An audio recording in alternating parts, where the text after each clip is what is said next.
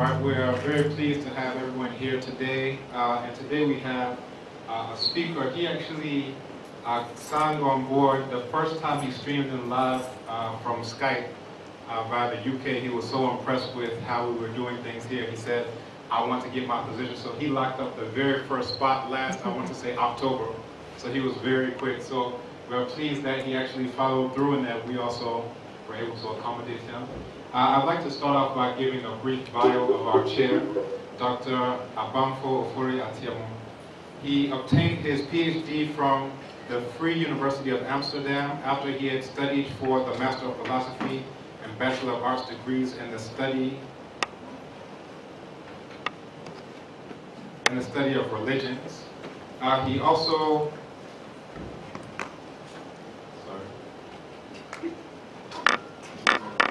technology. Next time I'll print it out. He also studied holds various other qualifications in the Institute of Social Studies in The Hague, in the Trinity Theological Seminary at Legon in Ghana. He is a historian of religion, specializing in the history of religion in West Africa. He teaches courses including comparative religion, religion and human rights here at the University of Ghana. So with no further ado, I'll turn it over to our chair, and he in turn will introduce our speaker for today. Thank you very much. Now, since we began with Ago and not hello, I want to say Ago too. Ago! Amen.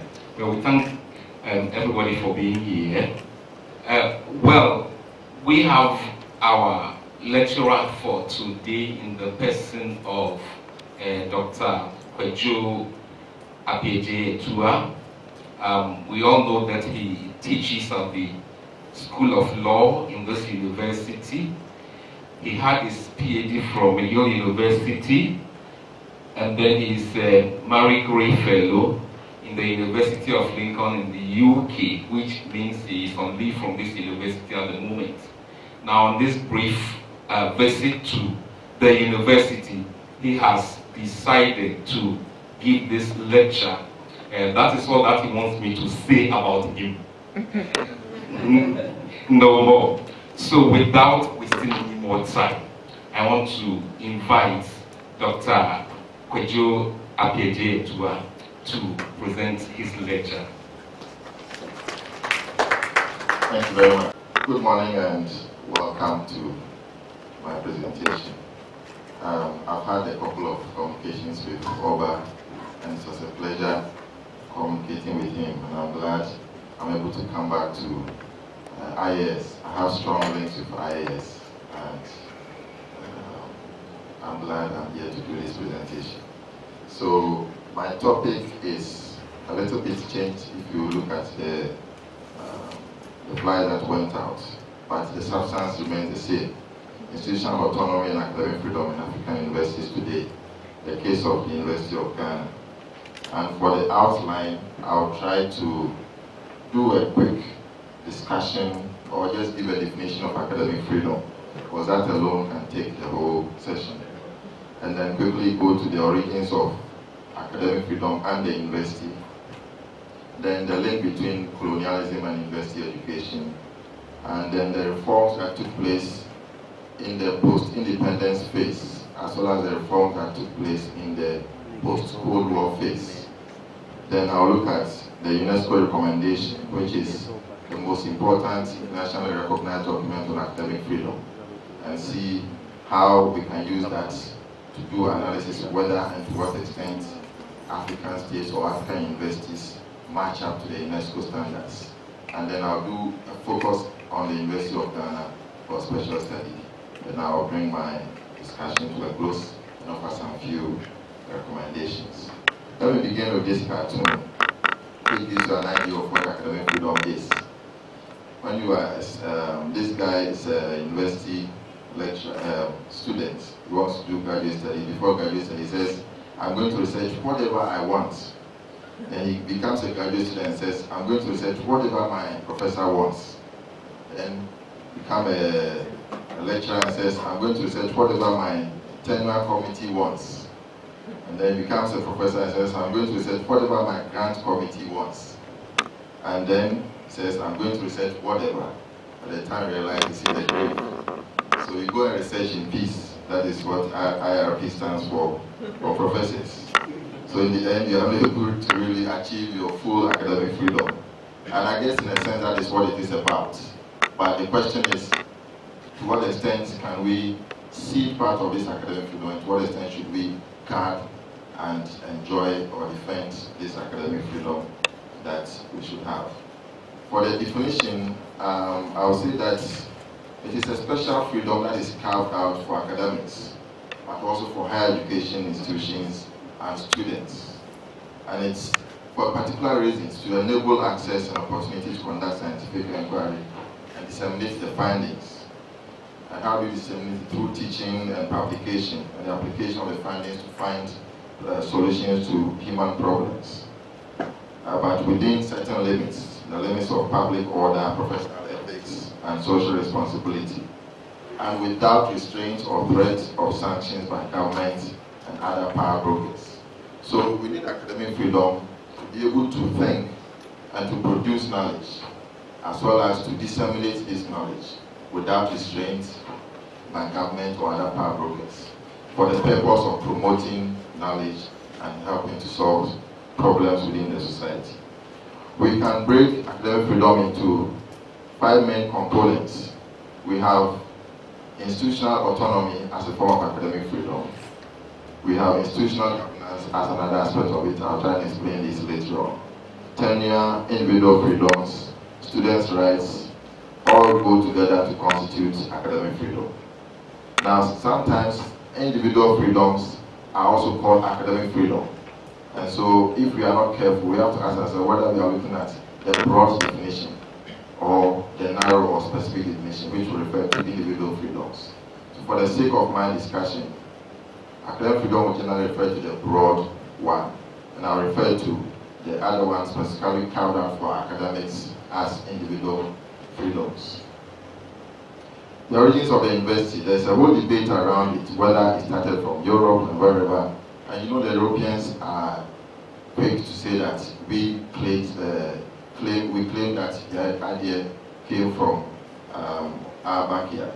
So Jacques Verger comes up with this interesting argument, and others follow suit. And Karan, for example, says the university as a concept and as a locus for research and learning, and the principle of academic freedom as an essential prerequisite for such an institution, found their genesis in Europe, which gradually spread through the whole of Europe and then to the whole world. But this has been challenged because it has come out that in Egypt, in particular, they came up with the idea of the university first. And time will not allow us to go through all that, but the idea of the Perank, idea of university, the house of life, and then the Bibliotheca Alexandrina are all examples. And today, the oldest existing university in the world is in Morocco, the Al Karouin, which is recognized by the UNESCO and in the Guinness Book of Records. So that challenges the notion as to where academic freedom university started from. And since the university is linked up with academic freedom, then we can say that academic freedom finds its roots in the African context. Be that as it may, colonialism destroyed most of these institutions, especially the French. They were good at it. If you look at the history of Algeria and other French colonies, they destroyed the madrasa system. They installed their own ulamas who were the heads of these institutions, and so on. So in the end, academic freedom, higher education generally was not on the agenda of colonialism because of the purpose that colonialism aimed at, which is exploitation and rampaging of resources. It was not until when colonialism was imminent that the idea of higher education began to feature on the screen of the colonialism.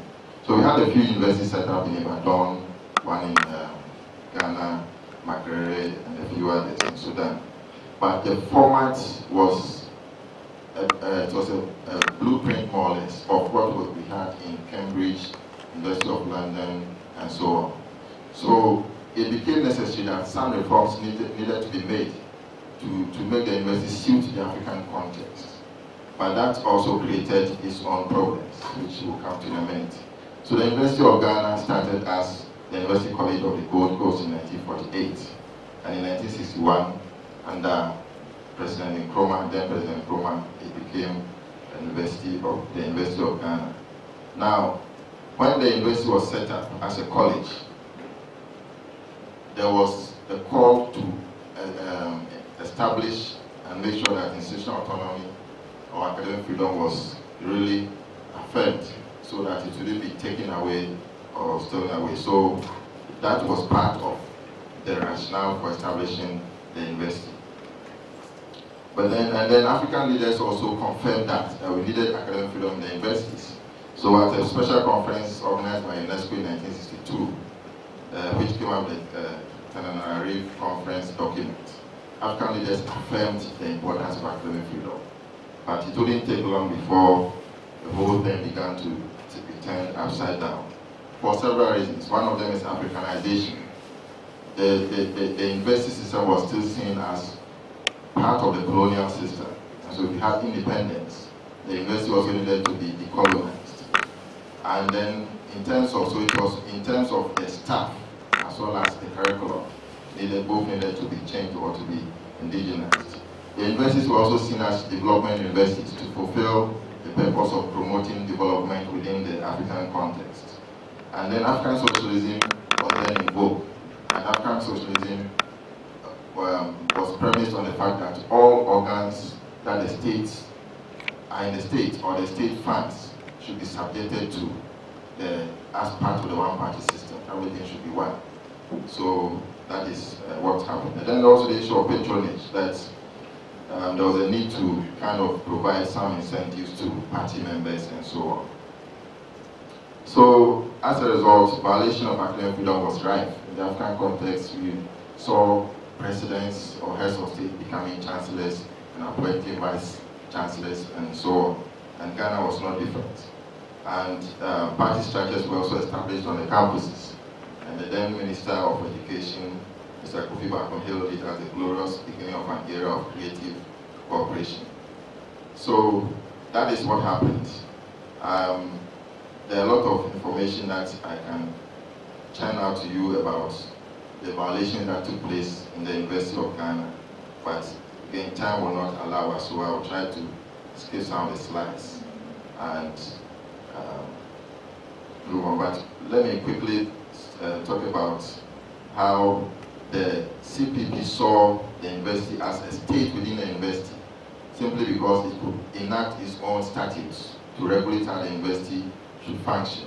So they made proposals for that idea or that law to be changed so that that freedom could be erased and the university would be brought under the government. So we didn't have things like University Students Union and Teachers Association as we have today and so on. Everything was placed under the party structure. And at a certain point, even students had to undergo indoctrination or orientation before they would start their work, their studies as students. Libraries were invaded, and all materials that were found to be anti-imperialist in nature were confiscated and taken out. And that in itself is a major violation of academic freedom as well. The situation became better when Buja came to power. Of course, he was a professor, but things didn't really go well as it should. Introduction of fees and other issues, got confrontation between the university and the Buja regime. And it went on and on until finally in 1992, for the first time, academic freedom was recognized specifically in our constitution. But before then, we can say that the universities were in chains, as Kandawira puts it. Says the African universities were born in chains. This is true both of those that were born in the colonial period and those that were born in the post-colonial period, for the reason that he mentions. Then IMF and the World Bank also came to add to the mess, in that our finances were not in order, and the IMF decided that they would help, but on their own terms. And one of the conditions they were that we didn't even need universities at all. What African states needed were primary schools and technical schools and so on. And if some few people needed to go to university, they could go and take that course abroad. Okay, so that created a whole lot of difficulties. There were cuts in university funding, lecturers were not paid on time, there was a freeze on salary increments, and so many other challenges. So in this situation, the IMF became the new dictators of higher education policies in Africa. And because more or less it fitted into the agenda of our own leaders who were trying to suppress academic freedom in their own way, there was a kind of alliance that made academic freedom to suffer under the structural adjustment period. So African scholars decided to react to this situation. And in 1990, scholars came together in Kampala, Uganda, to come up with what is known as the Kampala Declaration on Intellectual Freedom and Social Responsibility. So this is a continent-wide meeting, and they came up with certain, a document that prescribed what should be academic freedom within the African context, and what also should be social responsibilities going with the enjoyment of academic freedom.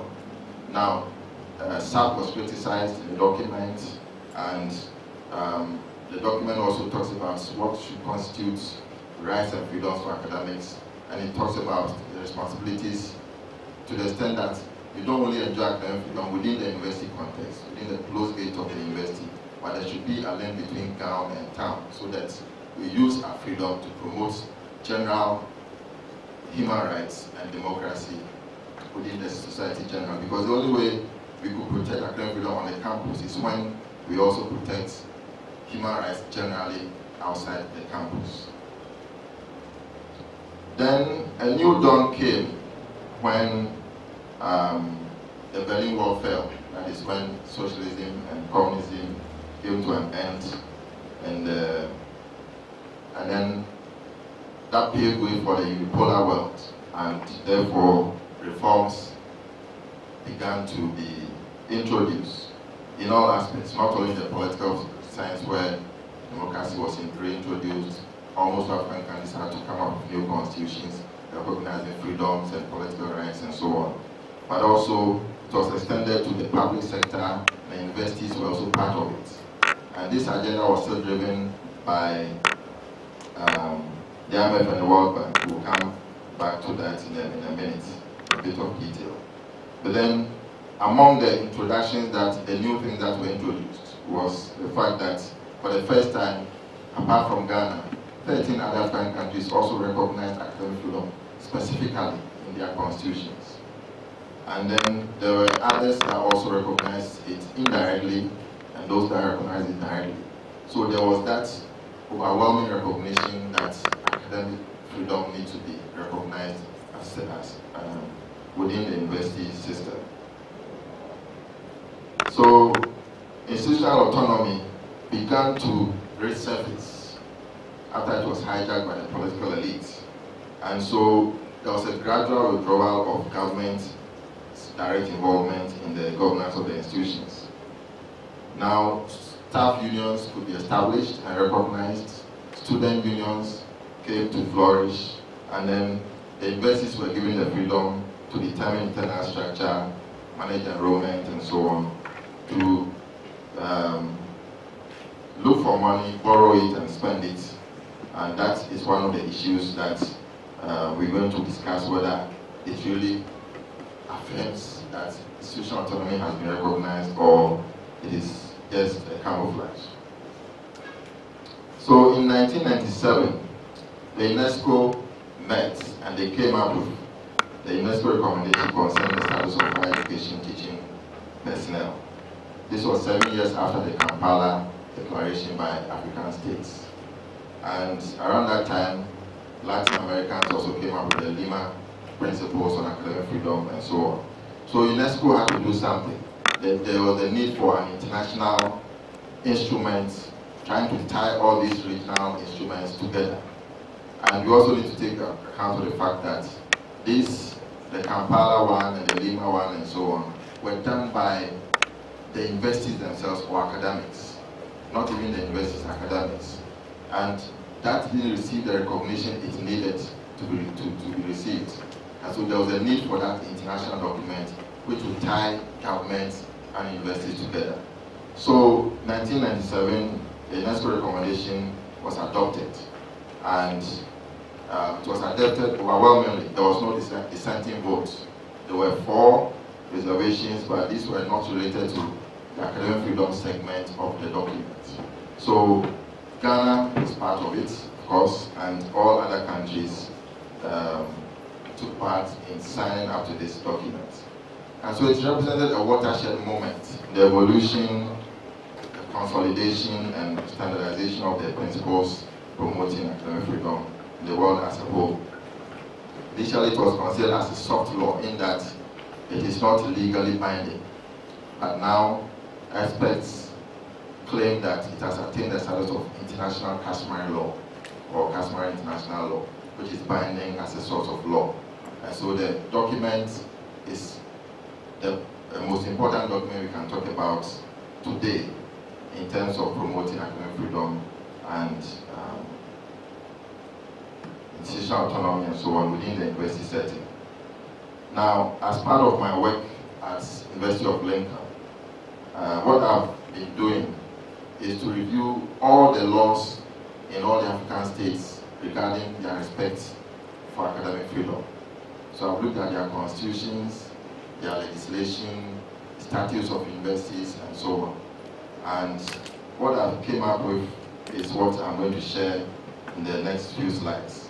But then, let me refer to paragraph 74 of the UNESCO Recommendation, which mentions that member states and higher education institutions should take all feasible steps to apply the provisions spelled out above to give effect within their respective territories to the principles set forth in this document. So this is important to refer to in the sense that it makes the documentation to be binding on parties, even though not legally binding. But like I said, has attained the status of customary international law. But not only member states, but also the universities themselves. So if a country signs a document, then all the universities in the country are also supposed to play their part in ensuring enforcement of this document. And so the question is whether we know, as academics, we know of this document in the first place, and whether the universities also know it, and they incorporate them into their strategic plans and so on and so forth. So apart from the legal review that I have done, I'm also doing empirical research, which is online now. I'll give you the site later on, so that if you haven't filled one already and you're an academic, you may be encouraged to do same, so that to be able to test what is happening on the ground to what is actually in the laws. Because there are some situations where the law is different and what is in practice is different. So, for the looking at the recommendation, there are 4 main pillars that are identified to measure academic freedom. I referred to that at the beginning of my presentation. But it didn't include students' rights, because the document is focusing on higher education teaching personnel.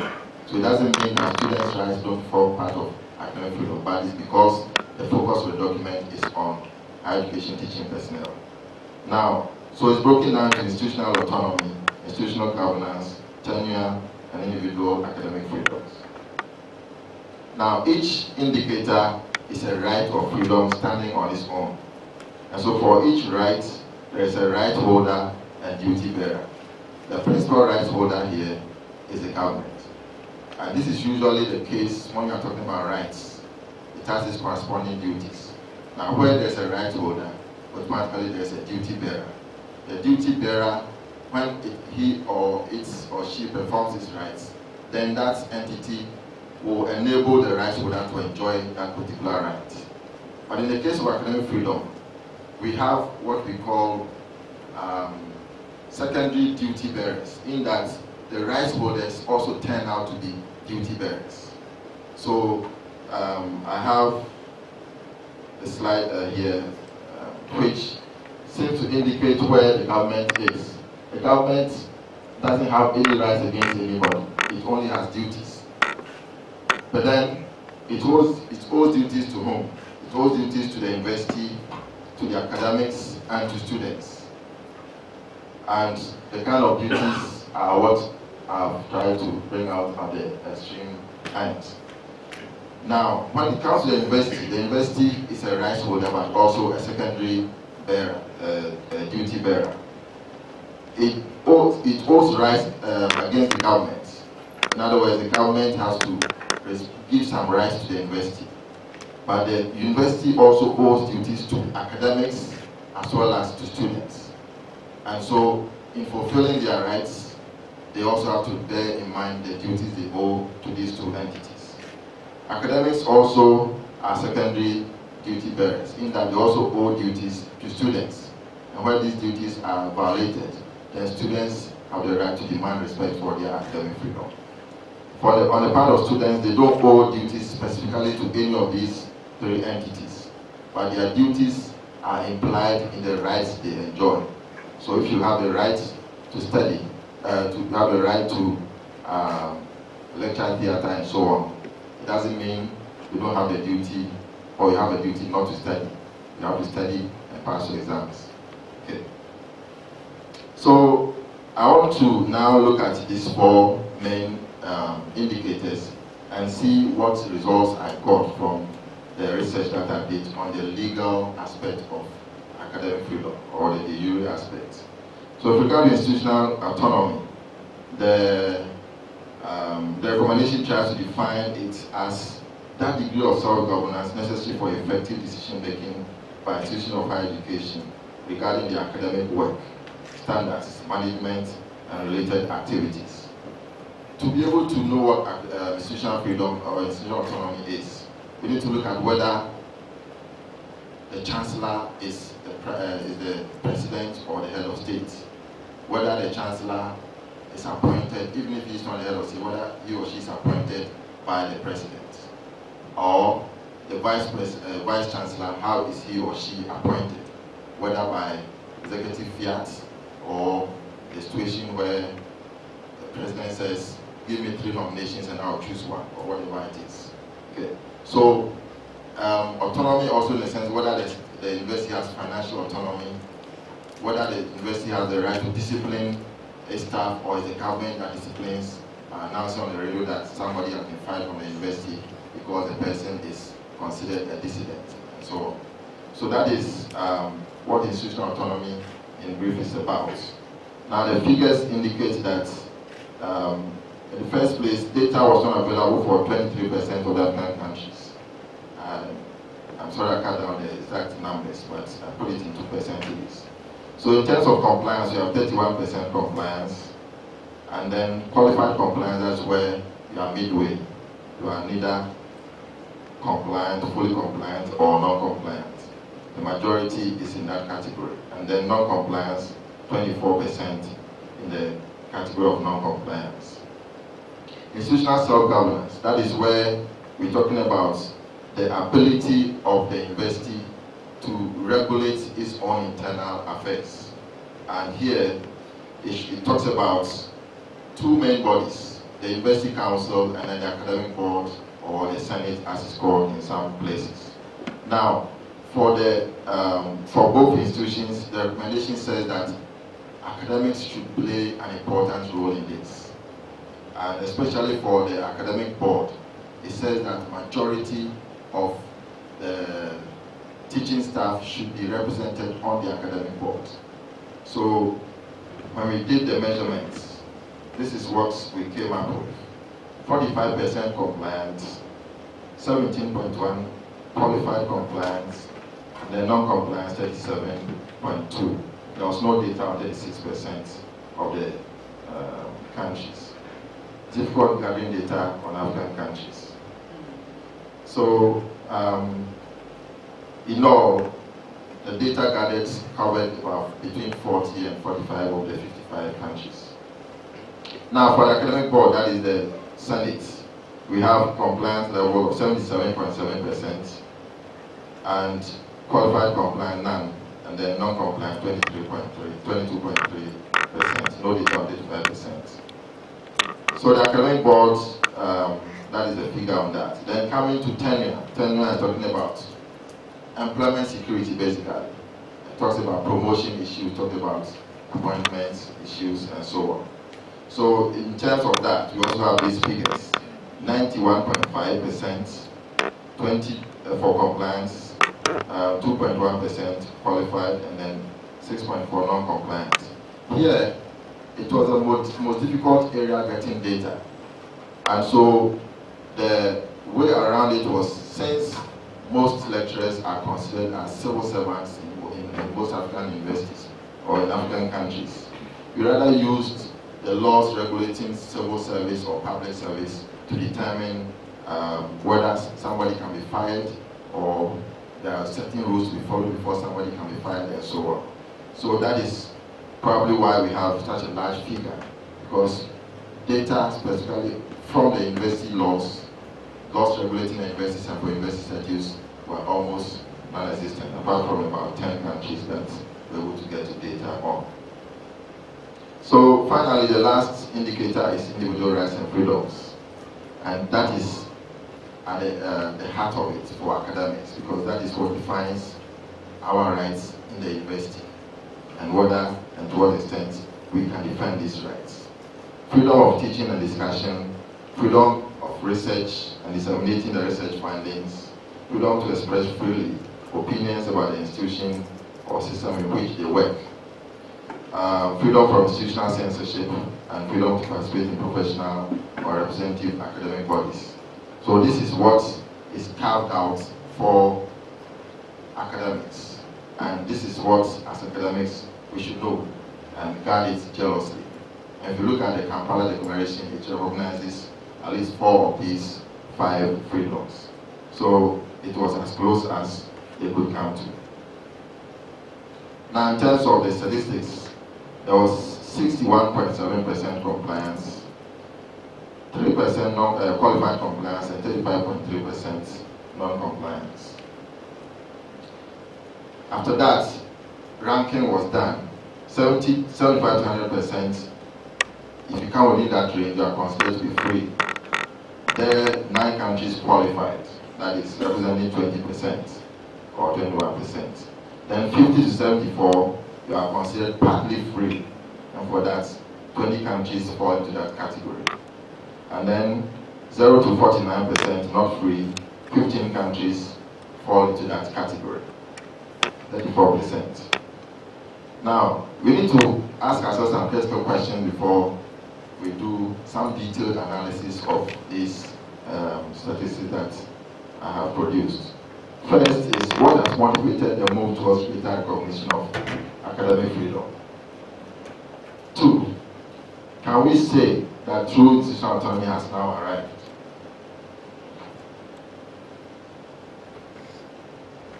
And then 3, has this approach occasioned the arrival of true academic freedom for academics and students in African universities?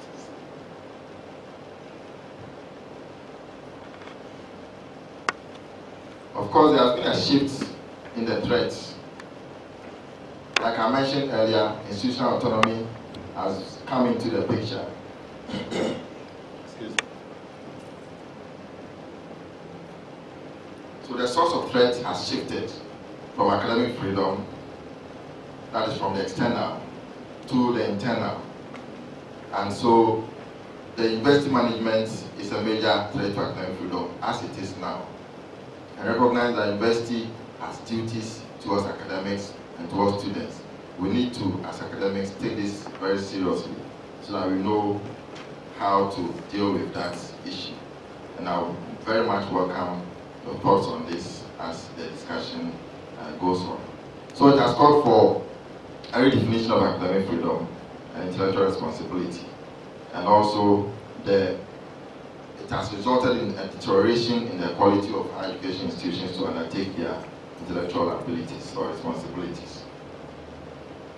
Political intrusion is still a reality.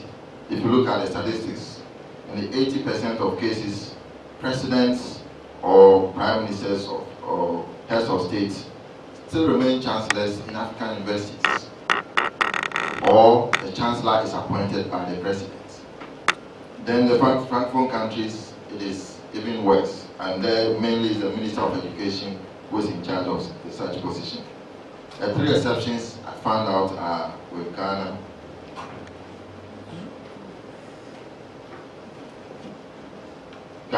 South Africa, and Cape Verde. In the majority of cases, the law says that the committee should present three nominations, and then the president will make his own choice. Okay. And then when it comes to university management, what was also found out is that university management are talking about chancellor, the vice chancellor, pro-vice chancellor, and those that occupy the higher echelons of university management.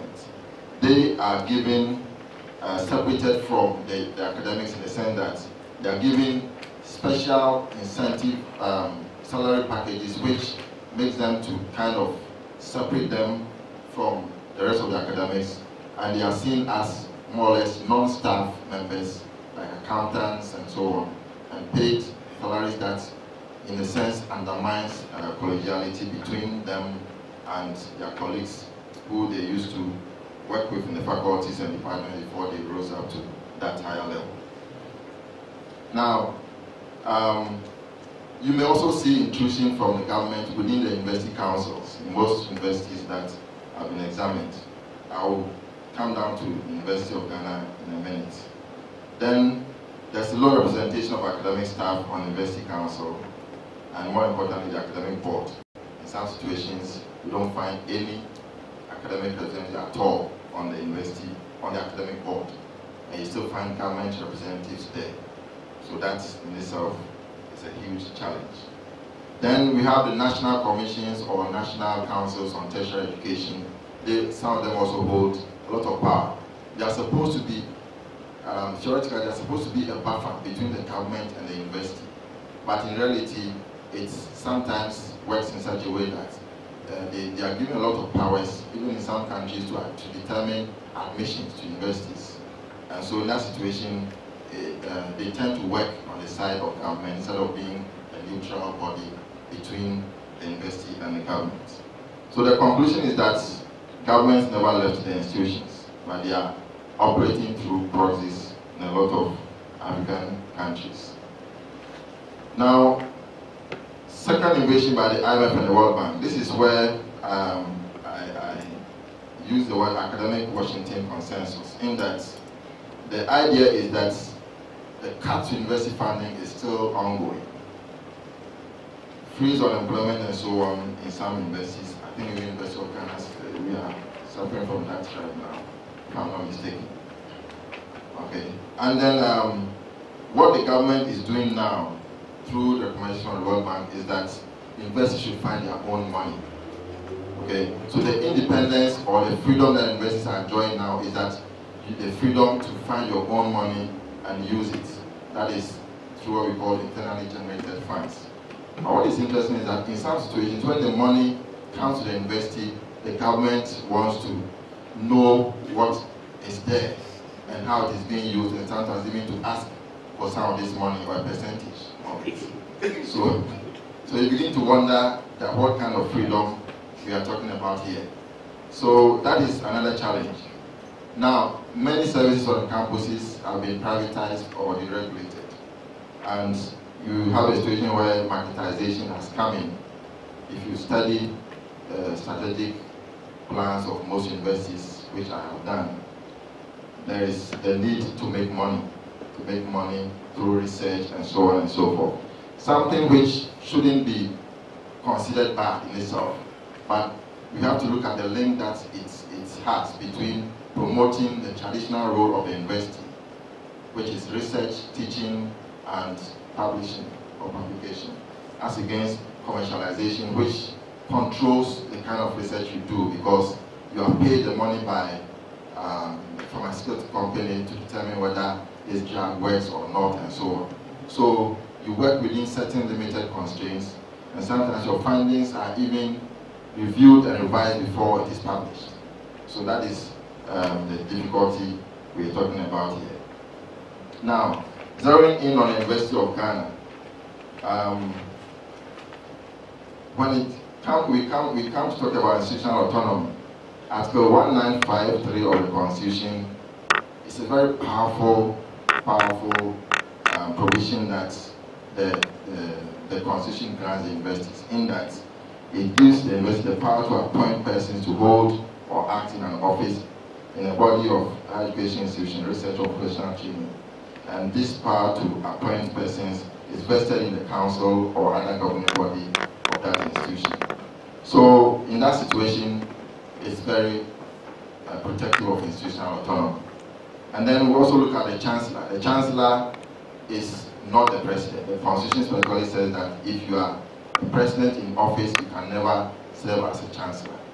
And then the chancellor is also elected not by the president, through an electoral college system. Now, the University Council, there's a challenge there, even though if we go back to 1953, it says that the council should appoint its own members. There's a contradiction in the law somewhere along the line. If we go to section 4.4 of the statutes of the university, it says the president shall appoint chairperson and other members of the council in line with Article 70 of the Constitution. This is clearly in conflict with what we have in Article 195. And then, but in practice, we see that the president actually doesn't do the appointment of the members. The statute specifically says that in 4.2 says that there should be this number from the university, from congregation, from convocation, from the staff union and non-staff union and so on, students, representatives and so on. So that composition is there, so you just need to pick from there. But still, the chairperson is appointed by the president. And the appointment of the chairperson by the president violates or is in conflict with 1953. But in most universities, the chairperson is appointed by the council. The council composition is spelled out. And it said when this composition, when this council is appointed, then they will sit and meet and decide that out of this lot, this person is going to be the chairperson. And I think that is more democratic, so that it doesn't create a situation where the government may appoint somebody to head the council, and that person is on the side of the government. That can create some difficulties in the ability of the government, the council to act democratically. Now, what is interesting also about the University of Ghana is that there is no Senate membership on the council, and that is a huge lacuna that is found, because compared with most other African universities, they have Senate members on the University Council. If you look at Sierra Leone, for example, it has as many as 8 Senate members or academic board members on the council, University Council. And in the case of Nigeria, using the University of Lagos, it has 4 members, but there is none in the case of University of Ghana. And I think this is critical, because there are certain vital decisions that need to be made by the council, the academic board or the Senate, which will then be passed on to the council for the council to make its final decision. And so if that representation is not there, it creates some challenges. Apart from the university administration, we only have the vice chancellor on the board, but in some situations, we have more than one, including the pro-vice chancellor and so on. So that is an issue that it doesn't make Ghana's high profile that we have to be that solid. Then talking about tenure, there's also a challenge there which needs to be addressed, in that it says, excuse me, I think I missed one point, but maybe we'll come back to that. It might be down somewhere. So let's talk about tenure, generally in terms of promotion. Now, it says that tenure shall be based purely on merit, fairness, and non-discrimination, which makes us qualified to be compliant in terms of the tenure. And when we go to the details, promotion criteria is set out in Schedule F to the statutes. Now, Schedule F to the statute, if you look at Section 20, talks about assessments should be based on teaching, research and scholarly works, university, departmental and public service, professional activities. But this requirement is not being followed by the appointments board, in that there are no, as of now, there are no regulations as to how this process should be undertaken. And that is 5 years after the new university law came into being. So if you look at the transition provision, it says that, transition provision says that the bylaws and regulations can remain in force until it is changed, if they are not inconsistent with the acts or the statutes. But certainly there's some inconsistency or conflict in that the new law tries to create an objective, laid down criteria to determine who qualifies for promotion. And so if you are a lecturer, you are supposed to be assessed based mainly as a lecturer and not as a researcher, for example. And the criteria also does not only refer to publications, but teaching, university and departmental service, professional activities, which the Act and the statutes provide details as to what these mean. So these all should be, even though the law is there, the university has not matched up to its standard in creating the basis for determining promotion fairly. Then the powers of the council. Also, there are some few points to raise, which raise concerns. First, the VC is appointed and dismissed by the council, but the process is fairly democratic, especially when it comes to the appointment process. The council will set up a committee, and the committee will do their own investigations and so on. It's a set down criteria to follow. And then when the VC is appointed, then reasons, there could be more than one person nominated, and then it will be given to the university council with reasons and so on to make the final decision. And when it comes to dismissal, there's a challenge there in that anybody, in the first place, anybody can complain about the vice chancellor who can be removed for good cause. So if there is, on the face of it, some reason to suspect that the vice chancellor has committed any wrong, a committee will be set up. But the laws does not specify which committee who should compose this committee. So it means that it is clearly left in the hands of the University Council to determine who should constitute this committee. And more fundamentally, when the decision is made by the council, the laws say that the council may reject or partially accept the decision of the committee. So it means that if we have a bad vice chancellor, and as I'm saying if, and if secondly, the University Council wants to maintain this bad chancellor, it is possible that through this provision, the bad chancellor can remain in office legally, even though there might be something wrong with the chancellor's activities. Then, if you go to section 16.1 of the statutes, the University Council is given very broad powers, overly broad, in the sense that it shall have the power to do or practice or provide for any act or thing in relation to the university. And so practically there's no limit or parameters within which the council can act, even though it is given certain specific functions. There is this omnibus provision which is attached to what it can do. And then another issue which it might be also raised some concern is section 22.1, which says that the University Council can do a whole lot of things, which includes setting up or the establishing halls of residence, colleges and faculties and so on, professorships, lectureships, bursaries and so on. In some university statutes, there are similar powers given to the University Council, but it says that we should be on the recommendation of the academic board. And so in this situation, especially the issues that touch directly on academic issues such as professorships and promotions and so on, it should be on the recommendation of the academic board, so that in that situation, the University Council is controlled in a certain way from doing anything that it would want to do. I'm coming to the end of my presentation, and there are some few recommendations I want to make. One of which is the need for the university, African universities generally, because most of them don't have it, even though looking at the situation in Europe and America, it's very common. That is to have an academic freedom charter.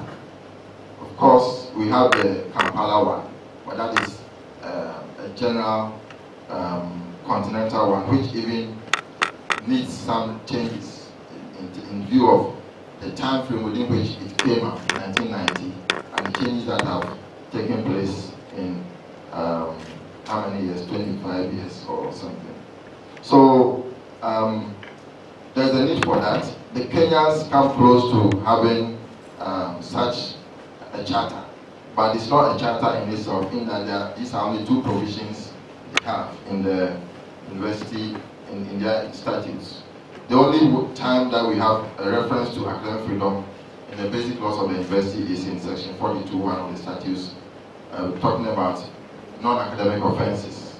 So that is not good enough or strong enough. In the Kenyan situation, if you look at section 29 of the University Act, it talks about the university in performance functions shall do certain things which are in line with the UNESCO recommendations which we have mentioned. And then it also has a specific definition of academic freedom, which is quite comprehensive. And so when you have such a document, then you know that this is what, if the Constitution says that we have academic freedom, because the Constitution in itself doesn't give details as to what constitutes academic freedom. It's only the South African Constitution that gives some details as to what academic freedom should entail. For the rest of African countries, it just says freedom of expression and so on, including academic freedom. So we don't know the remit of this freedom. So I think a particular law, either in the university statutes or general legislation or any of the basic laws, will be able to help us know the parameters of the academic freedom that the Constitution is granting us. So the Kenyan example talks about the fact that freedom to work within the law, the members teaching, research, and so on and so forth. Okay. Then students' rights issues also come into the picture. Like I mentioned, students' rights also form part of academic freedom, especially graduate students who are also in the realm of knowledge production. They need specialized rights to be able to help them perform this particular function. And students' rights should also extend to how professors and lecturers relate to students. There's a lot of issues that students are not able to voice out because of fear that when they voice things out, they may be penalized. And so they just say, let me just keep quiet, let me finish my 3 years and go away. And that is what most of the time they do. So there's in the offering a conference that may be planned to address some of these issues so that the students can also see where things are not going right and where they think academics can better relate to them. And I think this is very important in the sense that when we are talking about the contribution of academics to democracy, I think one way we can promote democracy is how we relate democratically to students, so that when they leave the university, what they learned here as democracy is what they are going to put into practice out there. So, secondly, I think there's a need to revise the Kampala Declaration, like I said before, because it doesn't address certain critical issues, and times have changed. Students' rights issues are not represented. Issues relating to gender and gender equality and so on are not there. Issues relating to internationalization and all those stuff need to come into the declaration. Then, in the European system, they have what they call the Magna Charta Investatum. This is some rules on academic freedom and social responsibilities, which have been signed by all rectors and presidents and vice chancellors of universities in Europe.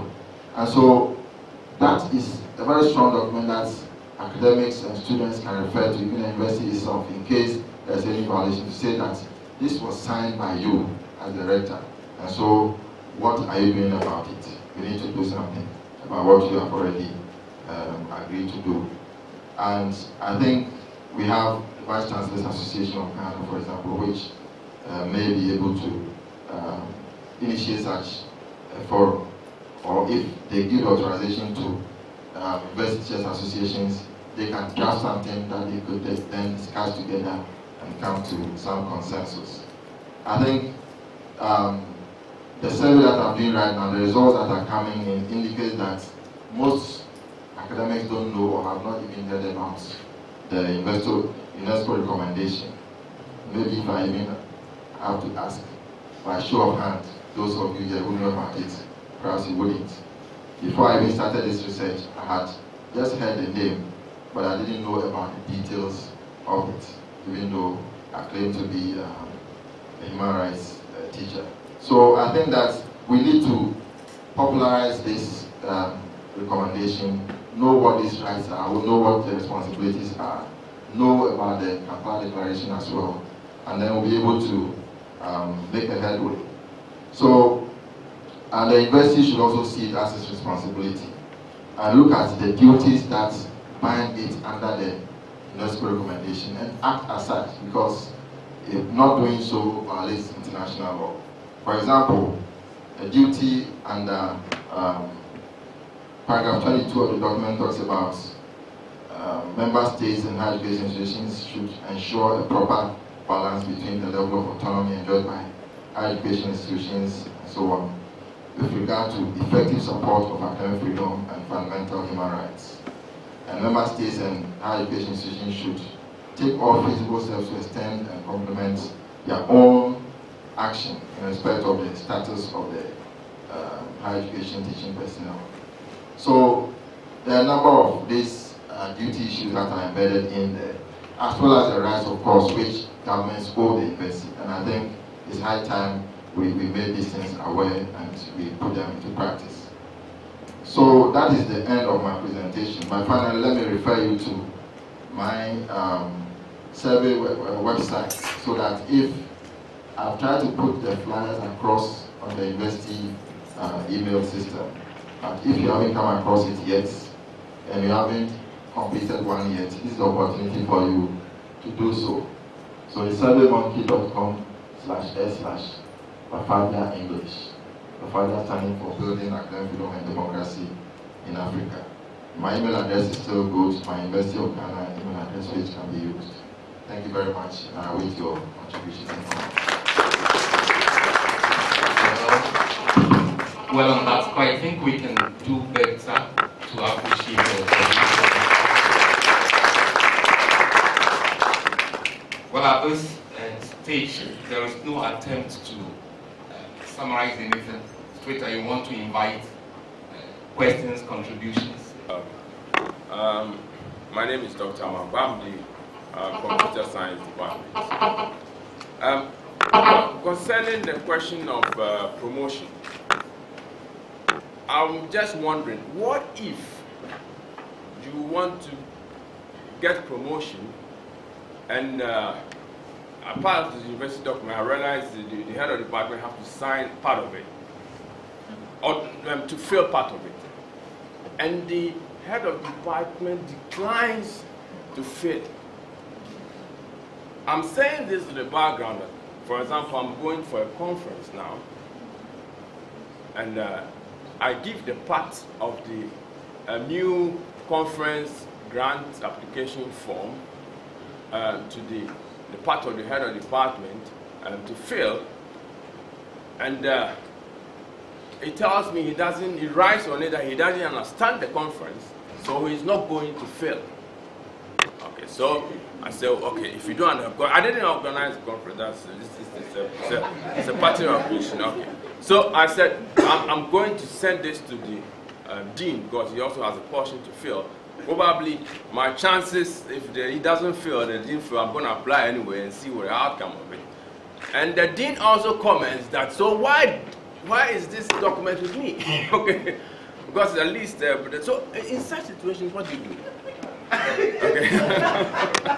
Of course, I mean, the other one, but I mean, to stay around, if you want to stay around, what do you do? That's important.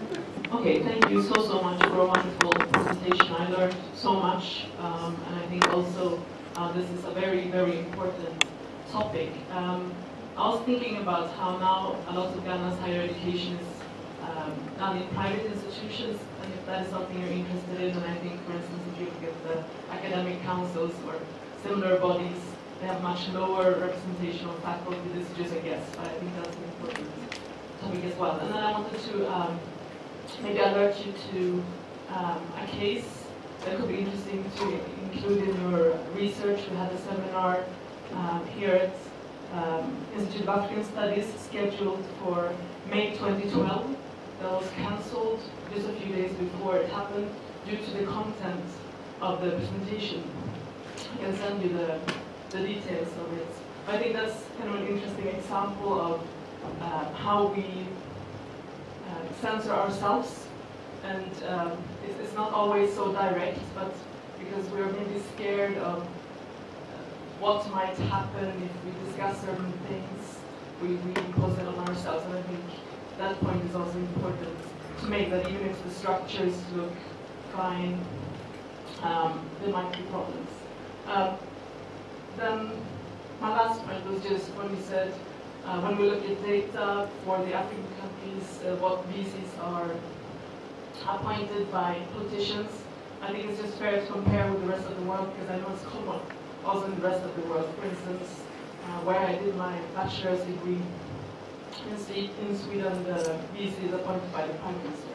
And it is a problem, and it's something that is discussed, but it's not unique for Africa.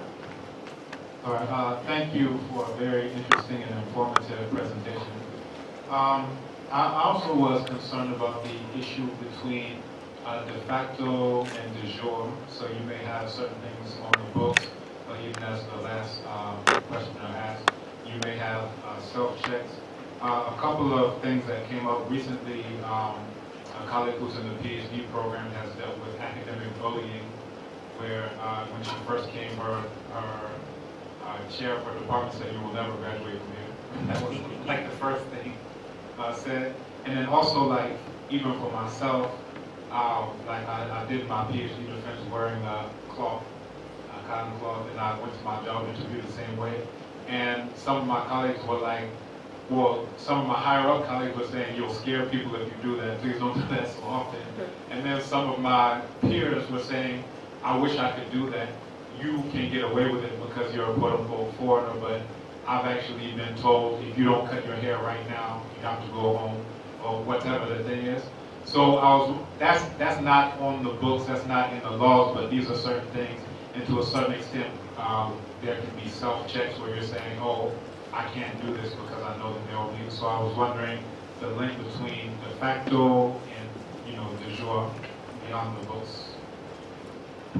Thank you for the comments and the questions. The first one about what if head of department refuses to sign a document that needs to attend the conference and so on. I think I was going to say that go to the dean, but then you went on and said that the dean too was creating a stumbling block. But I think in that situation, you may want to, my advice is that you may want to write a written petition to the University Teachers Association to see how they can negotiate on your behalf. I think it's one way to do. Or if you are in now that we have the collegiate system, you may want to push further up to the level of the provost and see if they can intervene. But I think it's all about how you package your case, so that if it is well written and you give the argument that support why you need to do it, how it will support with your academic work, and how the publication may help one way or the other, maybe the possible impact of the publication. All those things, I think when it's well packaged, it can make a difference, my opinion. Now, private universities, unfortunately, the work is so broad. As you know, being 55 of 10 countries, so the agreement was that we limit it to the public universities. So that has not featured. But of course, as you do the work, there are some laws which bind both the public university and private university together. And what I found interesting is that I haven't done detailed work on it, as I said, but there seem to be differences in the way public universities are treated from the way private universities are treated in some countries, for example, Ethiopia and so on, and which I think calls for some study like I'm doing, so that clearly we see some patterns of discrimination against private universities. So even though African countries have welcomed private universities, I think there's still a long way to go. I just attended a conference, a summit in Dakar, and I forgot the particular country, but it says that in their university they allow students in their country, I think Mauritius, students in private universities can still access government scholarships or government funding. So it's not only limited to public universities. I think this is an important way where you can see the government recognizing the importance of private universities. Self-censorship, it happens, and it's one of the questions that we put up in the survey, whether something that happened to you may have prompted you to be cautious about what you say and what you write. So I think that is very important. And I would very much like to know the details of this program which was cancelled. I, for one, for example, suggested on the university system that there was going to be a discussion on a case which was still in court, which had not been decided yet. But the way the abstract was framed was as if a decision has been made and some conclusion has been reached. And I questioned it and I said, speaking as a lawyer, I don't think you have the right to go into the details of this discussion because the court itself has not made a pronouncement on this. And that's provoked a discussion about academic freedom. But I think I stood my ground and said that in my opinion, I think it is not a violation of academic freedom because there's a limit to enjoyment of academic freedom, and that limit is imposed by law. Okay. Censorship, Sweden and other places which have similar issues. Yes, I have a colleague who is doing a similar project on Europe, and he has also done his rankings and so on, talking about Denmark, which also has similar issues as we're talking about here. So that issue is not unique to Africa. Now, about the de jure, de facto thing, I think that is where we want to, that is why the reason we want to do the de facto analysis, to know what is actually happening on the ground is that there are some customs and some norms that exist in departments and faculties which may be different from one faculty to the other, and which may be provoked or developed by the way deans and heads of department relate to their faculty. So that may determine whether this law is respected or that law is violated.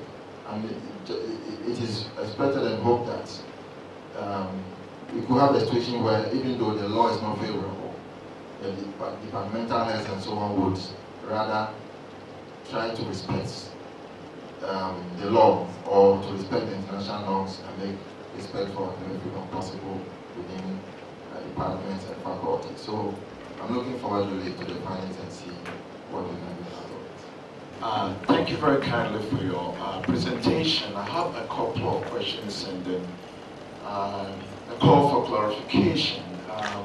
If you can please clarify the right freedom dichotomy as they relate to duties in Africa and in the African context. I will appreciate that. The other thing is that I have reviewed a couple of the legal experts on the continent, and I find there is lack of administrative procedure acts around here. Because in all of these cases, you just told us that many of these issues, especially in the public schools, could be deemed under the civil services. Therefore, we need administrative acts. Instead of going to the municipal court, if we have an issue, we should go to an administrative, law court, so that the issues can be adjudicated successfully. And the third thing is that there is a lack of diversity management in the whole process. as they pertain to transgender issues, disability issues, ethnicity, religion, and also institutional cultural issues are not visited in this whole package. So if you can, please, give us some time. Thank you. Yeah. Thank you for your presentation. I appreciate it. I have a number of questions, but I'm not going to raise all of them. First, I'd like to share with us your views about the Dakar recent conference, where there are many vice chancellors present.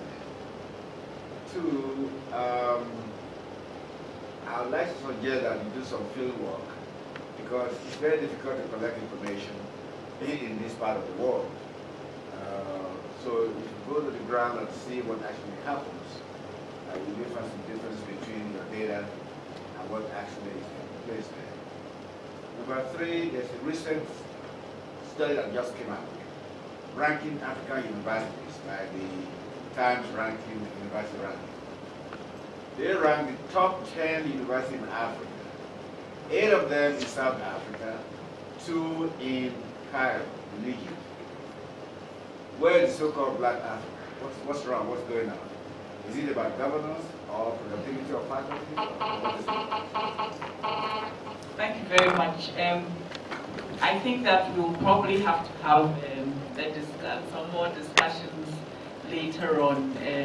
As you know, I was right in the middle of most of the things that you were talking about from 1987 to 1993, and I believe that looking at the situation as a work in progress is very important. I mean, I'm glad that you're doing a historical analysis, because where the universities were, in terms of the mentality, their approach to being proactive about their own futures and so on, and where they are now, there's a big leap, and I think that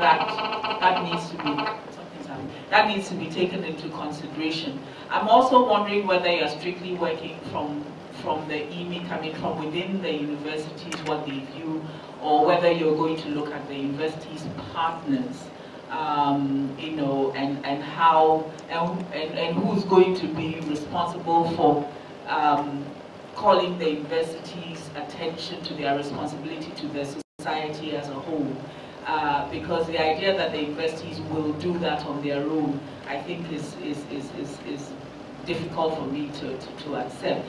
Now, as far as institutions are concerned, these councils for tertiary education, whatever, those kinds of institutions, I was wondering whether you were going to go into detail and see how much, you know, of a buffer of a buffer they've been, and to what extent they've managed to help coordinate, you know, what the universities do. So I know you've already got a lot on your plate. I'm just wondering whether extending it a little bit along these lines will not give us a truer picture. And I'm also glad that you're not essentializing Africa, because a lot of the things that you're talking about, I mean, many universities in Europe and America are actually being run into the ground by multinational organizations and so on, and the whole thing is it the multinationals? Do we prefer them to governments? I mean, those are some of the questions that I want us to. Thank you very much. The University of Ghana, and specifically the BAM Library, is holding a huge data from the National Reconciliation Commission. And for some of the documents, if you go in as an academic or a researcher, you have to have the university's librarian seated beside you before you do so. How do we go about this in a situation where we're talking about academic freedom? Then there is also those mystified word contempt, which was brought to its highest level in the Atukuba the election petition hearing. At what point can an academic or a researcher go to this same the data generated from the procedures and to develop a paper and will not be held in contempt of a post event or a post-hearing development. Thank you. Thank you. I want to talk about sexual harassment in academics. This is a very big problem to us, the young girls. When I came to school earlier on, I heard so many stories, but I didn't believe most of them because to me it's not possible. Then I became a part of the university, and as time goes on, I realized everything I was told in the beginning is very true. And sometimes the problem becomes so huge that even you, the girl, the problem is usually with the ladies. I don't know about the guys. Even you, a girl who could actually earn your grace, you are forced into a very tight corner that you don't want to be in. You don't know who to talk to. You are afraid when you come out. You are going to lose your studentship, and you are in the university. You don't want to lose that. So at the end of the day, you just keep quiet. We face problems like guys telling us, oh, you are a girl, you have an advantage. And it is not like that. It is not all of us that indulge in that to get our grace. And we face problems like at the end of the day, you end up not doing your long essay or something because your supervisor is asking you for something that you cannot give. In fact, you don't have it. And what is the university doing about it? I came across a poster some time ago and they said you should come and report. And then you ask yourself, if I report, would I be protected? So I believe if these issues are taken up by the university and lecturers are being punished severely for this, it will be an example. Next time, before he comes and starts the sexual harassment thing, he will think twice. So, thank you very much. That's the end of it. Thank you for the questions and the comments. Unfortunately, I have 3 minutes to respond to all of them. So I guess I will try to be very brief. And I think probably I should start with the last question because that is very important to me because I was personally involved in drafting the anti-sexual harassment policy for the university through Sigensa. And I think, Madam, I don't know your name, but I think it's about confidentiality. And Sigensa, or if you have a problem, you go to Sigensa, confidentiality and security is guaranteed. So I think it's about somebody making the first move and then a positive result coming out of it, which will then serve as a precedent for others to follow. So please, don't lose hope in the adverts you saw somewhere. Try and follow it up. I have a Nigerian friend who says nowadays, most students, female students get essentially sexually transmitted marks. It's not more about diseases. On the issue of the reconciliation data, I don't know the reason why they should do that, and I think this should be taken up either to the director of Farm Library or whatever the title is, to know at least the reason for that. If not, I think we should report the matter to UTA. This is one of the functions or the jobs of UTA to look at, because you shouldn't be restricted in what you research for. If it is classified data, that's different. And this is, I don't think that's the case. The contempt only comes in when you are,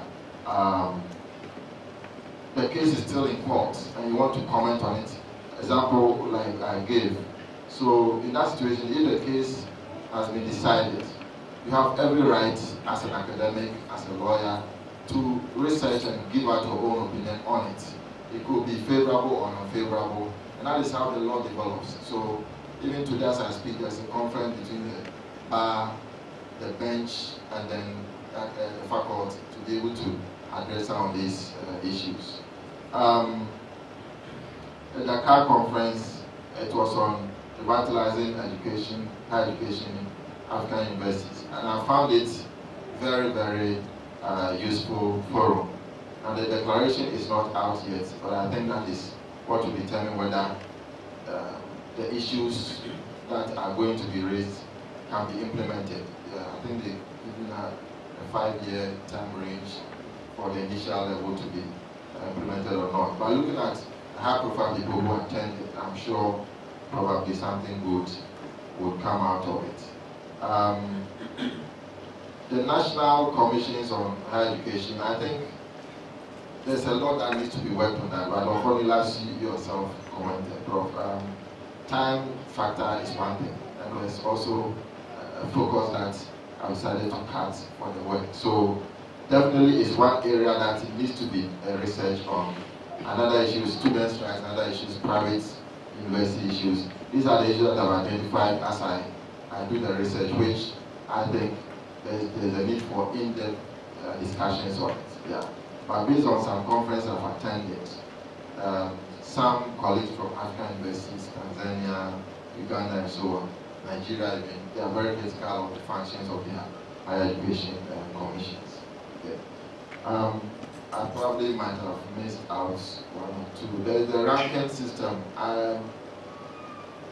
It is a problem. I mean, the difficulties about how to do the ranking, and people who have criticized various aspects of it.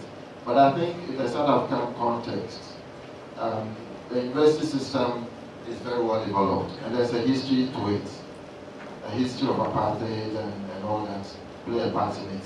But of course, if you look at the South African university system, you also realize that those that are functioning well has a history, those that are not doing well, there's also a history sometimes related to the fact that they are set up in black communities or mainly patronized by blacks and so on. So that is another factor. Egypt, they also have long history of universities being set up, and if apart from Ankara, which I mentioned, the Al-Azhar University is in Egypt, and it's also one of the longest reigning universities in the world. And even during the colonial period, some universities were set up there, which are still functioning today. So probably that may account for why they are on top of the chart. I think probably I'll have to end here so that I'll not go beyond my time. Thank you very much. Well, thank you and congratulations, Kwadwo. Let me encourage everybody to participate in his survey. Please take some 20 minutes to participate in his survey. The only thing I just want to probably, I know probably you have it, but draw attention to, for those of us in the humanities, aspect of academic freedom that goes into the society to connect with the rise in religious conservatism and fundamentalism. I think you should look at it because those of us in religious studies, sociology, political science, and those things, sometimes we come up with problems over supposedly controversial issues. A colleague in this institute reported to me once how people outside the community, religious community, outside the university, try to force him to do certain things in the classroom. I think we should be protected. Thank you very much.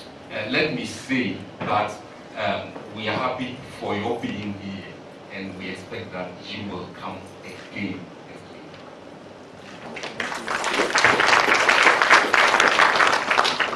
Okay, let's give another rousing round of applause to Dr. Very informative. All of us who are here in academia should find this most important. Next week we will have Chinwezu speaking, and he will be talking about his new social science.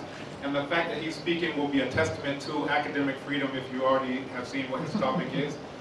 We may have a time shift for his presentation. We may shift it to afternoon or evening, so we will communicate that as well. If you haven't signed in, please do so, and that will be how we communicate that information to you. So also give yourselves a round of applause. Excellent turnout today. And we look forward to seeing you here next week.